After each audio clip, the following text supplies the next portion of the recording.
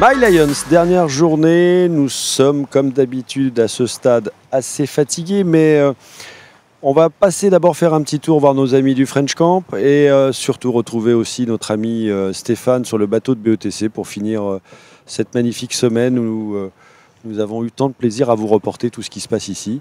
Allez, vous venez avec moi, c'est parti. On y va! Bon, alors Olivier, tu sais qu'en fait ça commence le lundi, les Lions. Ben, on m'avait pas prévenu, moi je suis venu le vendredi. Vendredi ça peut être le début de la semaine aussi, enfin ça dépend, hein. Dans la pub on sait jamais. Là, je te confirme que c'est vraiment la fin de semaine, hein. On est cramé. On est là sur la plage du French Camp pour les 30 ans de Sub de Pub. Tu as un petit mot à me dire à ce sujet? Oui, ben c'est un vrai signe, c'est la première fois qu'on est à Cannes pour les anciens. On a aujourd'hui donc 7000 anciens et quasiment pas d'agence sans anciens de Sub de Pub. Avec Monsieur le Président, 30 ans, Monsieur le Président. Comment tu vas, Philippe?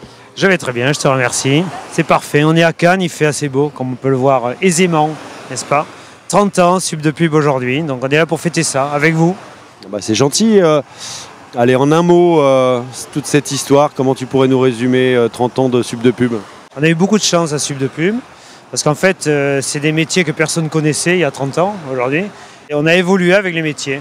Et comme c'est devenu un métier très important, on est devenu une école très importante. Voilà, on a pris la vague, c'est le cas de le dire. On peut le souligner, une des écoles les plus importantes de notre industrie, comme on dit. Aujourd'hui, c'est une école qui pèse assez lourd, effectivement, alors dans le métier de la communication et des médias au sens large. Parce que le digital est arrivé, qu'on était là quand il est arrivé, et qu'on a pensé digital les premiers, et qu'aujourd'hui, tout est digital. Voilà. J'ai retrouvé un de tes élèves. Non, alors, c'était comment il y a 30 ans? On a le même âge avec Philippe. Ouais, non, mais je pense que c'est ce qui est... T'étais au début avec Seguela, toi? J'étais avant lui. Alors, se sont passés comment pour toi, les Lions? Très bien, très bien. C'était un bon show. Ouais, j'ai vu ça hier soir. C'était vraiment bien. Hein. On s'est bien amusé. Non, c'est toujours incroyable. Chaque année, il arrive à étonner et on voit déjà qu'on parle d'intelligence artificielle, de réalité virtuelle et de construire des mondes parallèles. Je pense que l'année prochaine, il y aura beaucoup de ce genre de choses. On va faire ensemble, Stéphane, si tu le veux bien, le débrief de la semaine. Alors, comment tu as trouvé ce Cannes Lions? Je suis arrivé lundi et chaque année, il y a encore plus de monde. Chaque année, il y a encore plus de bateaux. Chaque année, il y a encore plus de stands. Chaque année, il y a encore plus de catégories.